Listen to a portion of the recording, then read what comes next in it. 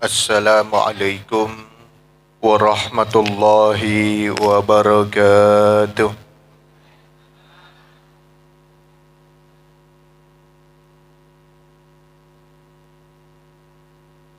Alhamdulillah, wala hawla wala quwwata illa billah.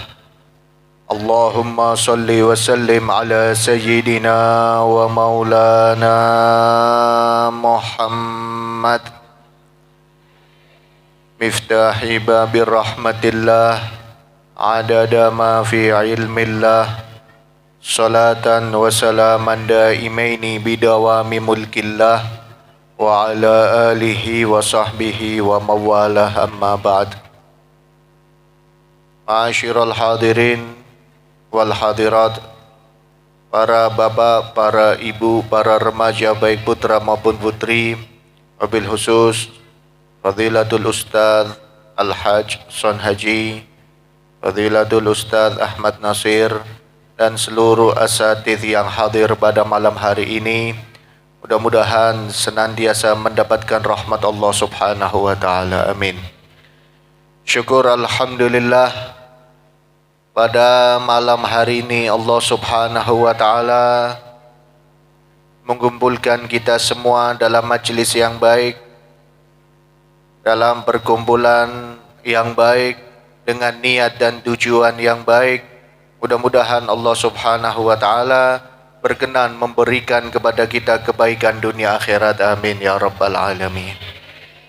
Ma'asyiral hadirin wal hadirat rahimakumullah. Pembacaan kitab Riyadhus Shalihin masih melanjutkan babus sabri, bab tentang sabar. Pada malam hari ini bab tentang sabar masuk ke hadis yang kelima tentang sabar yang ada di dalam kitab ini. Jadi sabar ini pembahasannya luas. Sabar ini penjelasannya panjang. Kalau kita tidak mengkaji, kalau kita tidak belajar sabar secara tepat, kita tidak ngaji tentang sabar secara benar, kita bisa salah faham tentang sabar. Akhirnya kita akan memahami bahwa sabar adalah sesuatu yang menakutkan. Sabar adalah sesuatu yang menyedihkan. Sabar adalah sesuatu yang menyakitkan. Padahal kalau kita tahu ilmunya, kalau kita faham betul tentang sabar, maka kita akan mengerti bahwa sabar itu indah. Sabar itu indah. Dan sabar mulia di sisi Allah Subhanahu wa Ta'ala. Malam ini masuk ke hadis yang kelima tentang sabar yang ada di dalam kitab Riyadhus Shalihin. Qala al-muallif rahimahullah ta'ala wa nafa'ana bihi wa bi'ulumi fid dharain amin. Wa an Abi Zaidin Usamah bin Zaid bin Harithah maula Rasulillah sallallahu alaihi wasallam wa hibbihi wa ibni hibbihi radhiyallahu anhuma. Qal arsalat bintun Nabi sallallahu alaihi wasallam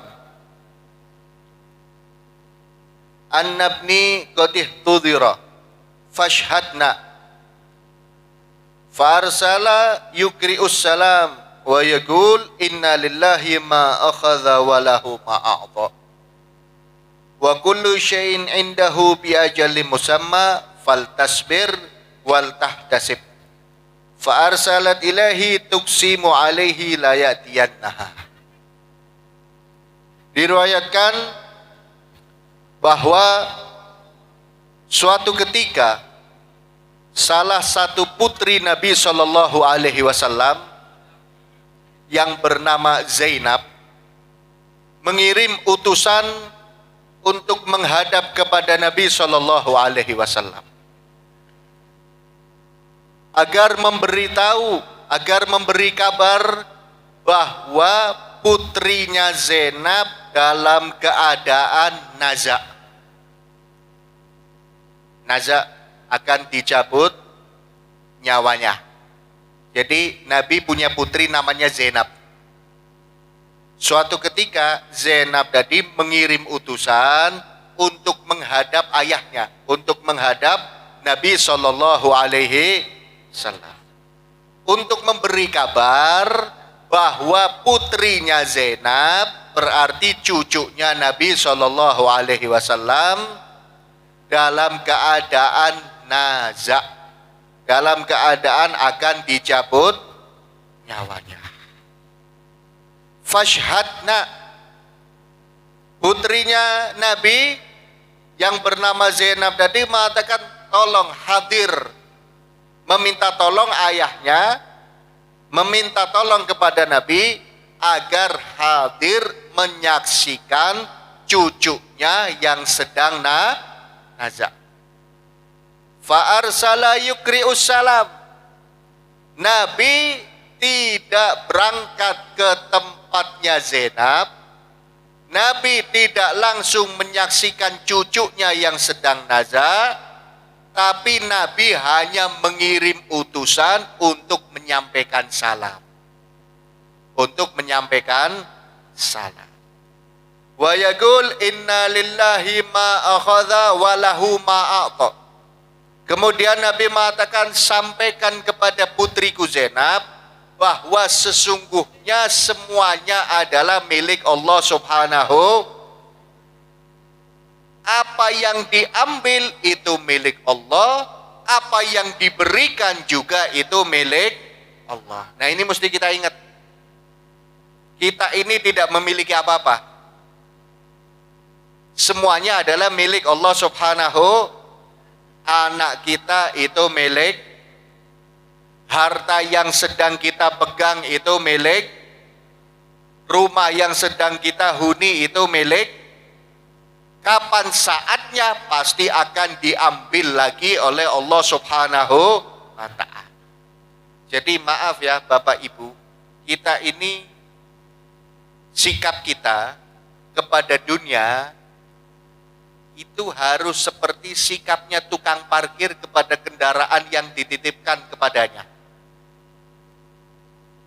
Tukang parkir lihat mobil banyak, tenang dia. Ketika mobilnya diambil satu persatu sama pemiliknya, tukang parkirnya nangis apa enggak? Enggak. Karena dia sadar mobilnya bukan milik dia. Motor ratusan jejer, tenang ya, nggak merasa memiliki. Ketika motor satu persatu diambil sama pemiliknya, tukang parkir tersebut pun tidak nangis, tidak merasa hakikatnya seperti itu Bapak Ibu. Uang yang sekarang ada di rekening kita, itu bukan uang kita, itu titip parkir di rekening kita. Motor yang ada di rumah kita itu cuman parkir. Yang sekarang ada mobilnya itu cuman parkir. Suaminya ibu itu cuman, istrinya kita itu cuman, anak kita itu cuman, yang memiliki siapa? Allah Subhanahu. Ingat-ingat terus ya. Jadi di saat tiba-tiba hilang dari kehidupan kita, ya berarti diambil sama pemiliknya. Waktu parkirnya sudah selesai. Tenang apa enggak? Itu yang disampaikan Nabi kepada putrinya Zainab ketika putrinya sedang naza. Sampaikan kepada putriku Zainab bahwa semuanya adalah milik, yang diambil milik Allah, yang diberikan adalah milik. Fal tasbih wa kullu syai'in indahu bi ajalin musamma. Dan semuanya itu di sisi Allah dalam keadaan waktu yang sudah ditentukan. Semuanya sudah ada waktunya yang ditentukan oleh Allah Subhanahu. Kita punya uang, Allah tahu sampai kapan kita punya uang. Yang menentukan siapa? Allah. Jangan pusing. Yang sekarang nggak punya uang, Allah tahu sampai kapan orang tadi nggak punya uang. Nanti akan ada saatnya dia punya uang. Yang sekarang suami istri, akan ada saatnya mereka berpisah. Pisah karena jodohnya habis, atau pisah karena umurnya habis. Allah sudah tahu, sudah ada ketentuannya.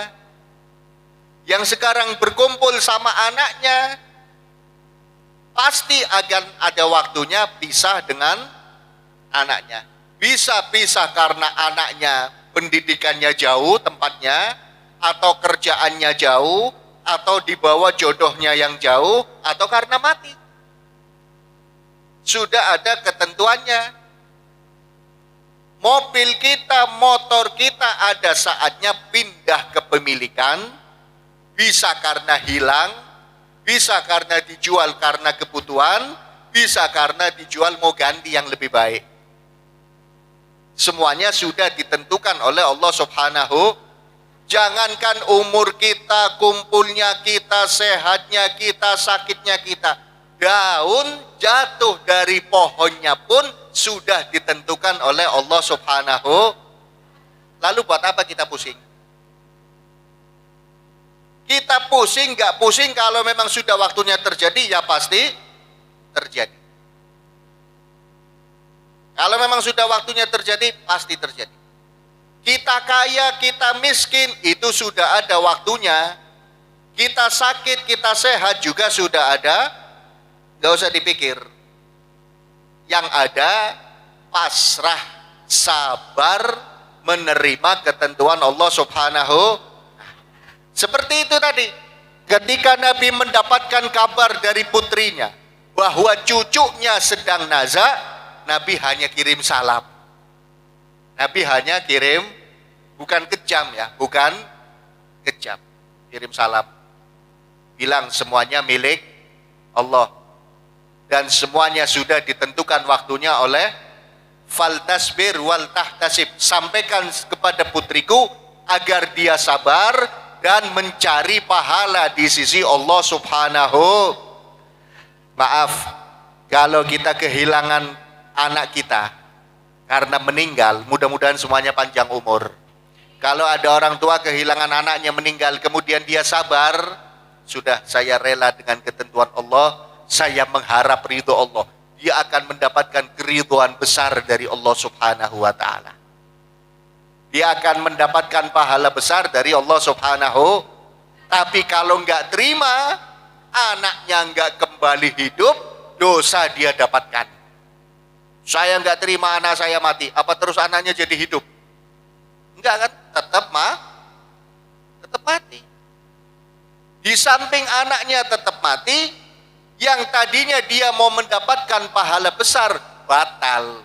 Yang ada malah dia mendapatkan murka dari Allah Subhanahu, karena nggak terima dengan ketentuan Allah Subhanahu.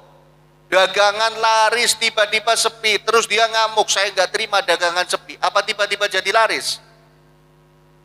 Terus bagaimana? Ya pasrah kepada Allah, minta jalan keluarnya dari Allah. Pasti akan dapat jalan keluar. Fa'arsalat ilaihi tuksimu alaihi liyatiyannaha. Ternyata putrinya Nabi tadi yang bernama Zainab, ketika mendapatkan salam dari Nabi,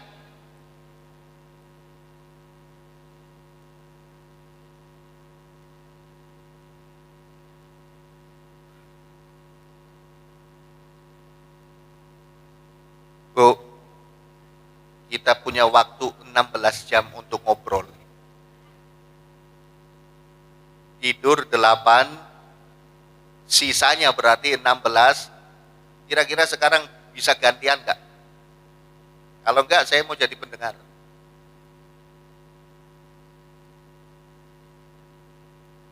Ternyata putrinya Nabi tadi, ketika mendapatkan kabar bahwa Nabi hanya kirim salam dan Nabi memberi nasihat agar sabar, pasrah, apa yang terjadi? putri Nabi mengatakan, tolong ayahku biar datang ke sini. Tolong ayahku biar datang ke sini. Putri Nabi tahu kalau itu adalah takdir Allah, tapi butuh support, butuh hiburan. Tolong datang ke sini. Mendapatkan utusan yang kedua kali agar Nabi datang, yang kedua kalinya tadi baru Nabi berangkat menuju rumah putrinya. Falamma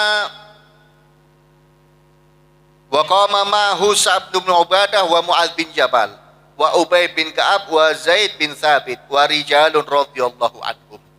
Nah, ketika Nabi berangkat menuju putrinya, ada beberapa sahabat yang ikut bersama Nabi menuju rumah putrinya Zainab yang anaknya lagi nazah. Farufi'a ila Rasulillah sallallahu alaihi wasallam as-sabiyyu. Sesampainya Nabi di rumahnya putrinya, maka diangkatlah, diserahkanlah kepada Nabi cucunya yang masih bayi tadi, yang dalam keadaan nazak. Cucunya Nabi yang dalam keadaan nazak tadi diserahkan kepada Nabi. Fa'adahu fi hijrihi wa nafsuhu taqaqqa wa nafasuhu taqaqqa. Ketika Nabi dipasrai cucunya yang sedang nazak tadi, sama Nabi ditaruh di pangkuannya. Dalam keadaan cucunya tadi nafasnya tersendat-sendat. Orang mau nazak, nyesek nafasnya luar biasa. Fafadat ainahu. Nabi melihat cucunya nafasnya tersendat-sendat seperti itu, Nabi nangis. Nabi nangis. Padahal tadi waktu pertama dapat kabar cuman kirim salam. Dan Nabi malah memberi nasihat kepada putrinya agar sabar, pasrah, karena semuanya milik. Tapi di saat Nabi menyaksikan sendiri cucunya sedang nazar, ternyata Nabi nangis. Ternyata Nabi nangis. Faqala Sa'ad, ya Rasulullah, ma hadza?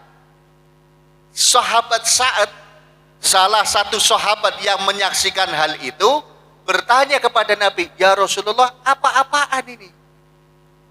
Engkau tadi menasehati putrimu agar dia sabar, tapi di saat engkau sendiri menyaksikan cucumu lagi nazak, engkau nangis. Ini sahabat ya. Jadi sahabat tanya itu bukan karena kurang ajar, tapi pengen tahu apa ini maksudnya Rasulullah. Engkau tadi bilang putrimu suruh sabar, tapi engkau sendiri nangis. Qal hadhihi rahmatun ja'alahullahu ta'ala fi qulubi ibadih. Kata Nabi, wahai Sa'ad, aku nangis ini bukan gak terima karena ketentuan Allah, tapi ini, tangisan ini adalah kasih sayang yang Allah ciptakan dalam hati-hati hambanya. Jadi kalau kita melihat sesuatu yang menyedihkan, kita nangis, nangisnya karena kasihan, itu rahmat dari Allah, bukan nangis karena nggak terima. Dan beda, nangis karena kasihan itu nggak ngamuk, tapi kalau nangis karena nggak terima dibarengi emosi sambil ngamuk-ngamuk, dan itu haram, apalagi terhadap jenazah. Kalau ada jenazah kemudian yang meninggal nggak terima, nangis sampai nyobek-nyobek baju, itu jenazahnya ikut tersiksa menyaksikan hal itu. Karena jenazah itu nggak mati, mereka hidup. Rohnya menyaksikan, hanya rohnya sudah berpisah dengan jasadnya, sehingga jasadnya tidak bisa bergerak. Roh yang menyaksikan orang yang nangis-nangis sambil ngamuk karena kematian roh tersebut, karena kematian jasad tersebut, rohnya ikut tersiksa. Nangis boleh. Nangis karena kasihan. Nabi melihat cucunya dalam keadaan nazar, Nabi nangis. Ditanya sama sahabat, apa ini ya Rasulullah, kenapa engkau nangis? Nabi menjawab, ini adalah rahmat, kasih sayang yang Allah ciptakan dalam hati-hati Justru kalau nggak nangis sama sekali, bisa jadi kejem ini orang. Cucunya mau meninggal kok nggak nangis. Wa fi riwayatin fi qulubi man syaa min ibadihi. Wa innama yarhamullahu min ibadihir ruhamaa. Bahkan Nabi menjelaskan Allah akan memberikan kasih sayangnya kepada hamba-hambanya yang penyayang. Kalau kita penuh kasih sayang, Allah pun akan memberikan kasih sayangnya kepada kita. Maaf Bapak Ibu, kita sayang sama anak, jangan dikira itu nggak ada pahalanya. Sayang ya, bukan memanjakan, tapi memanjakan itu beda. Memanjakan tuh anak minta apa aja dikasih, itu namanya Tapi kalau sayang, anaknya minta sesuatu, orang tuanya mikir baik apa enggak itu untuk anaknya, itu namanya sayang. Kalau nggak baik jangan dikasih, itu Contoh, anaknya mau mainan api, orang tua yang sayang pasti tapi orang tua yang memanjakan, membiar. Begitu juga kalau anaknya melakukan sesuatu yang menyebabkan dia masuk api neraka, kalau orang tua yang sayang pasti dilarang. Lihat anaknya nggak sholat, orang tua yang sayang kepikiran pasti, ya Allah, nanti kalau anak saya masuk neraka gimana? Tapi kalau orang tua yang memanjakan, biarinlah, yang penting anak saya senang. Ini namanya Kalau sayang beda. Sayang itu menyebabkan Allah sayang sama kita. Diceritakan Bapak Ibu, ada sahabat. Sahabat tadi tiba-tiba merasa dirinya itu banyak dosa. Merasa dirinya banyak dosa. Akhirnya dia kepikiran, ya Allah, saya ini dosanya banyak. Sahabat tadi mau menghadap kepada Nabi Shallallahu Alaihi Wasallam agar Nabi memintakan ampun untuknya karena merasa dosanya banyak. Nah ini kita mesti sering-sering seperti ini ya.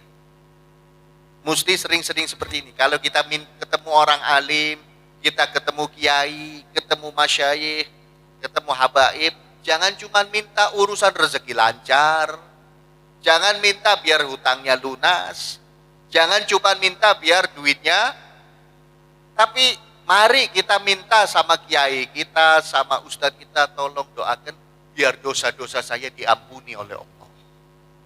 Kalau dosa sudah diampuni, otomatis rezeki lancar. Kalau dosa sudah diampuni, otomatis hutang berkurang. Kalau dosa sudah diampuni, otomatis hidup kita semakin bahagia. Nah ini ada sahabat, dia berpikir, dia kepikiran dosa-dosanya yang banyak. Akhirnya ingin menghadap Nabi agar Nabi memintakan ampun. Ketika akan keluar dari rumahnya, anaknya yang masih kecil ngajak dia bermain. Minta guyonan sama ayahnya, minta bergurau sama ayahnya. Akhirnya diladeni sama ayahnya. Sampai anaknya yang masih kecil itu tadi seneng. Setelah anaknya seneng, bahasa kitanya bombong, baru ditinggal. Menghadap kepada Nabi Shallallahu Alaihi Wasallam. Sebelum sahabat tadi datang di rumahnya Nabi, malaikat Jibril datang duluan menghadap Nabi. Malaikat Jibril mengatakan, ya Rasulullah, sebentar lagi ada sahabatmu yang mau minta ampun. Sampaikan sama dia, dosanya sudah diampuni oleh Allah, sebab tadi bergurau sama anaknya. Sebab tadi bergurau sama anaknya. Anaknya senang, Allah ikut senang, dosanya diampuni. Datang ke sahabat tadi dalam keadaan mukanya tegang, sedih karena memikirkan dosanya, disambut sama Nabi dengan senyum. Dan Nabi nunggu karena Nabi sudah tahu ada yang akan datang. Sahabat tadi assalamualaikum, waalaikumsalam. Nabi sebelum sahabat tadi mengutarakan maksudnya, Nabi mengutarakan dulu apa yang beliau tahu. Kata Nabi, tenang saja, dosamu sudah diampuni oleh Allah. Kaget sahabat tadi, ya Rasulullah, engkau tahu maksud kedatanganku? Kata Nabi, iya, sebab tadi Jibril datang menghadapku dan membawa kabar bahwa dosamu sudah diampuni oleh Allah, sebab sebelum kamu ke sini, kamu bergurau dulu dengan anak. Jadi jangan galak-galak ya sama anak. Ketemu anak marah, ketemu anak marah. Akhirnya anak juga ketemu ketemu kita marah hawanya. Dan anak saya itu saya pernah ketemu orang soleh, ahli ibadah. Tapi sama orang tuanya hormat, cuman gak akrab sama sekali. Hormat, asal cium tangan, gak ngobrol. Saya tanya, kenapa sih gak pernah ngobrol sama ayah? Saya sebenarnya pengen hormat sama ayah saya. Cuma saya sakit hati sama ayah saya. Kayaknya saya mau astagfirullah, gak boleh. Saya sudah berusaha menghilangkan, gimana gak sakit hati. Dari kecil sampai tua, ayah saya ketemu saya pasti marah. Gak pernah gurau sama sekali. Gak pernah ngobrol yang enak sama sekali. Jadi yang penting saya ketemu, salaman, saya pergi, daripada nanti lama-lama dimarahi. Pengen kita kayak gitu anaknya. Makanya jangan ketemu dimarahin. Datang main, main terus, kapan? Wah.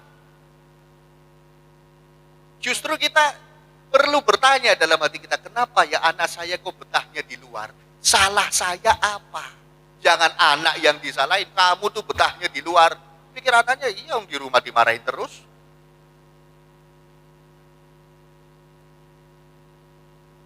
Kasih sayang yang diharapkan anak bukan marah-marahnya orang. Bukan marah-marah. Kecuali dia nggak sholat. Marahi. Giliran sholat bangunnya jam 7 nggak dimarahin. Nilai rapotnya 5 baru marah-marah. Kebalik. Nggak sholat orang tuanya diem. Giliran pulang kerja nggak bawa duit banyak. Baru orang tuanya ngomel. Kebalik. Urusan syariat, gak sholat marah, gak puasa marah, nilai 5 digosok kukunya. Nah, kamu gak malu nilainya 5 seperti ini. Belajar ya nak. Itu yang kebalik ya. Jadi rahmat kasih sayang kita kepada makhluk Allah, terutama anak kita, orang tua kita, kakak adik kita, itu menyebabkan Allah juga memberikan kasih sayangnya kepada kita, baik di dunia maupun di akhirat. Seperti Nabi tadi melihat cucunya sedang nazak, Nabi ditanya sama sahabat saat, ya Rasulullah, kenapa engkau nangis? Nabi mengatakan, ini kasih sayang yang Allah ciptakan dalam hati para hambanya. Kemudian kembali ke sikap Nabi. Ketika pertama dipanggil oleh putrinya, dan putrinya memberi kabar bahwa cucunya sedang nazak, Nabi cuman mengirimkan Kenapa? Kenapa seperti itu? Itu pertama, karena Nabi sangat pasrah dan tawakal kepada Allah. Lihat cucunya nazar, Nabi pasrah tawakal kepada Allah. Dan Nabi pun memberi pelajaran agar putrinya tawakal. Yang kedua, alasan yang kedua, kenapa Nabi tidak langsung bangun? Untuk memberikan pemahaman kepada umatnya bahwa panggilan-panggilan yang sifatnya seperti itu tidak wajib didatangi. Tidak wajib didatangi. Beda dengan walimah. Kalau kita dipanggil walimatun nikah, walimah nih, hanya walimah nikah ya. Sebab walimah dalam syariat itu aslinya cuma satu, walimah nikah. Sampai ke Indonesia aja walimah jadi banyak. Walimah rumah, walimah 7 bulan, walimah hitan, walimah macam-macam. Aslinya walimah itu dalam kalau kita dipanggil, terutama yang bapak-bapak ini, diundang ke walimah, gak datang, kata Nabi, man du'iya ila walimatin falam yujib walam yujib faqad aso abal gosim. Barang siapa yang diundang ke walimah dan dia gak datangnya tanpa uzur, tanpa alasan, tanpa sebab sama sekali, berarti dia telah maksiat kepada Nabi SAW. Itu kalau walimah. Tapi kalau ada uzur, misalkan, saya nggak datang ke walimah itu. Kenapa sih? Sebab di situ suguhannya komer misalkan. Ya nggak apa-apa. Malah jangan hadir daripada pulang sepoyongan nanti. Dan itu dosa. Kenapa kok kamu udah hadir di sana? Di sana ada orang yang pernah nyakitin hati saya. Enggak apa-apa. Kenapa kok kamu enggak hadir di sana? Saya kalau hadir di sana dihina pasti. Enggak apa-apa. Kenapa kok kamu enggak hadir di sana? Itu di sana ada orang yang melanggar syariat, sudah saya nasihati tapi enggak mau. Enggak usah hadir. Itu udzur-udzurnya wali. Kenapa kau enggak hadir di sana? Misalnya musim banjir. Rumah saya aja kebanjiran, yang enggak usah hadir. Rumahnya banjir, enggak, saya tetap walimah. Kalau enggak maksiat saya sama Nabi. Enggak masalah. Nah, kalau undangan-undangan selain walimah boleh didatangi ataupun tidak sehingga ketika Nabi dipanggil putrinya pertama kali pun Nabi tidak datang. Nah, ketika putri tadi dipangku oleh Nabi, yang terjadi apa? Gak jadi meninggal. Gak jadi. Bahkan dalam sebuah riwayat, cucu Nabi tadi itu yang dipangku oleh Nabi sampai menginjak usia dewasa dan sampai nikah. Panjang umur. Itu mukjizatnya Nabi Shallallahu Alaihi Wasallam. Jadi intinya kalau kita sabar, hidup kita sabar itu pasrah atas ketentuan.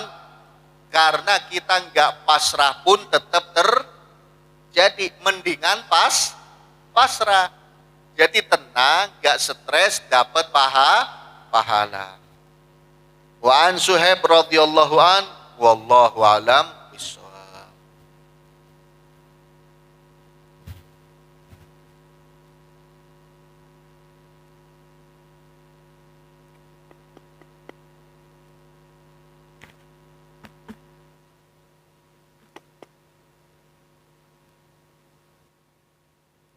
Mik.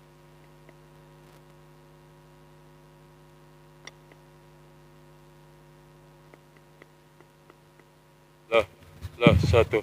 Lah.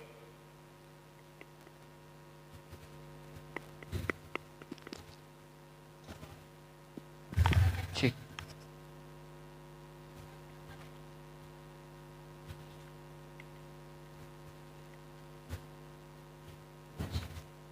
Alhamdulillah, itulah kajian kitab Riyadhus Shalihin yang disampaikan oleh Habibana, oleh guru kita.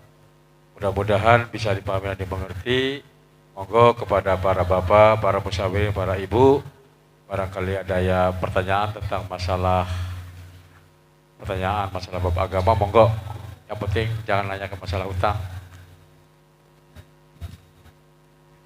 Assalamualaikum warahmatullahi wabarakatuh.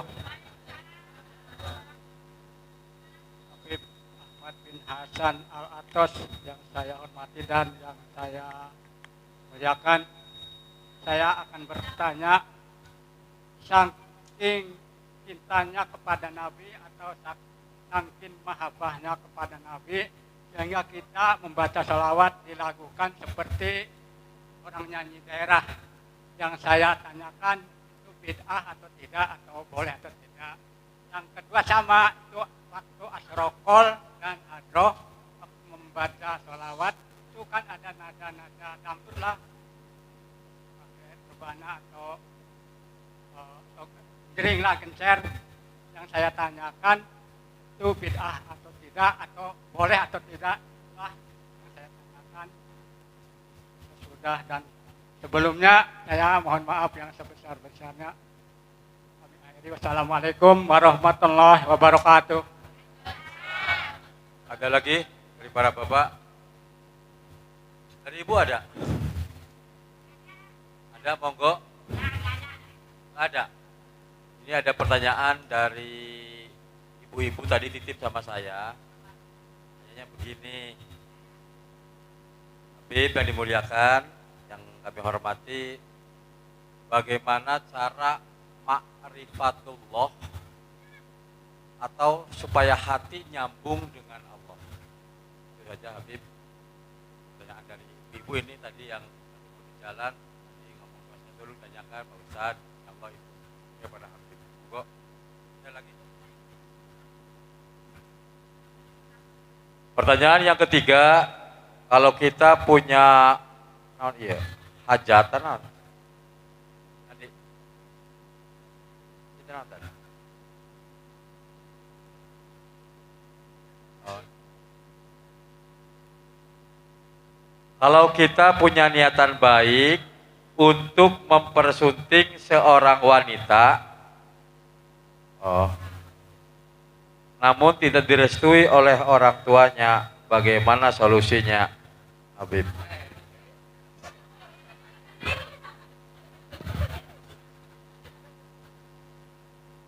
Pertanyaan yang pertama, sholawat di lagu. Kemudian mahallul qiyam atau asyrokol pakai lagu. Pakai lagu dulu. Bid'ah apa bukan ya bid'ah? Bid'ah. Cuman kembali ke pendapat ahli sunnah wal jamaah bahwa bid'ah itu ada dua, ada bid'ah yang baik, ada bid'ah yang tidak baik. Bid'ah yang baik diantaranya mushaful Quran, pencatatan tidak ada di zaman Nabi, yang ada penghafal Al-Quran. Itu bid'ah. Kalau nggak mau bid'ah ya jangan baca Al-Quran pakai mushaf. Itu bid'ah. Di zaman Nabi tidak ada pesantren. Sekarang ada pesantren. Akhirnya ada yang malu, mau bilang pesantren malu. Karena sudah mengatakan pesantren bid'ah. Tapi akhirnya lebih bid'ah, pakainya bahasa Inggris. Boarding school. Boarding school berarti nginep, sekolah nginep. Sama aja itu pesantren. Nah, untuk lagunya kita lihat lagu Jawa itu ada yang baik. Banyak sekali lagu-lagu Jawa yang baik, yang berisikan nasihat. Kemudian lagu itu diaplikasikan dalam sholawat, digunakan dalam sholawat, nggak masalah. Tapi kalau lagunya ada di lagu dangdut, dan dangdutnya dangdut yang isinya cuma nyanyian percintaan, kemudian itu diaplikasikan dengan sholawat, mari kita tanya kepada hati kita, termasuk tata krama kepada Nabi apa bukan? Kita ngobrol sama kiai kita, ngobrolnya sambil joget pakai lagu dangdut, kira-kira itu kurang ajar apa enggak? Nah sudah.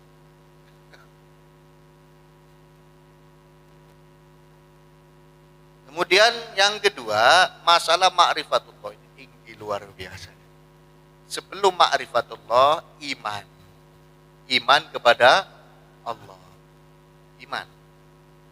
Nah untuk iman gimana? Ya tanda-tanda kebesaran Allah banyak. Adanya langit menunjukkan adanya yang menciptakan langit. Adanya bumi menunjukkan adanya yang menciptakan bumi. Adanya manusia menunjukkan adanya yang menciptakan manusia.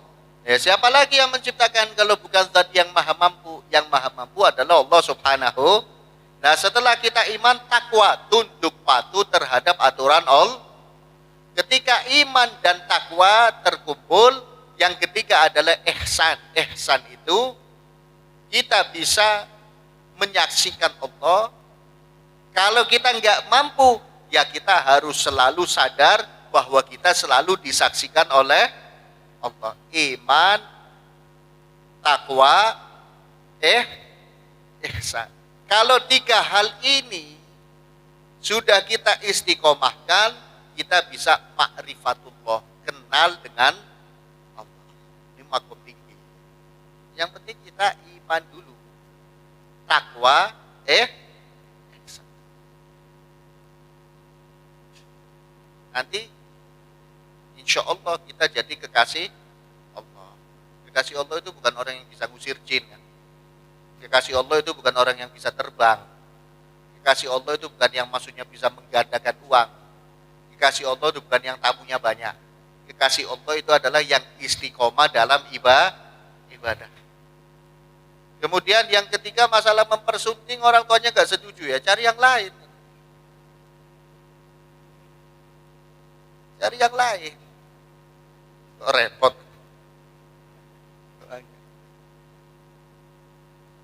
Gak usah mendramatisir. Orang ini terlalu banyak lihat drama percintaan, akhirnya hidupnya ini lebay. Dikit-dikit baper, wah saya sudah cinta mati. Ya cari yang lain. Cari yang lain. Gak ada cinta mati, gak ada. Gak ada cinta sejati, bohong semuanya. Buktinya apa? Kalau orang itu mati yang kita cintai, mau nggak kita mati bareng masuk kuburan? Enggak. Cari yang lain. Berarti belum jodoh kita. Selesai.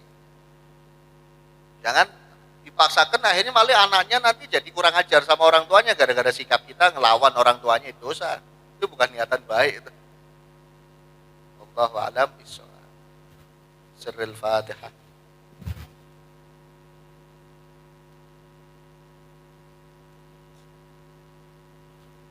Bismillahirrahmanirrahim. Alhamdulillah rabbil alamin. Allahumma shalli ala sayyidina Muhammad wa ala ali sayyidina Muhammad.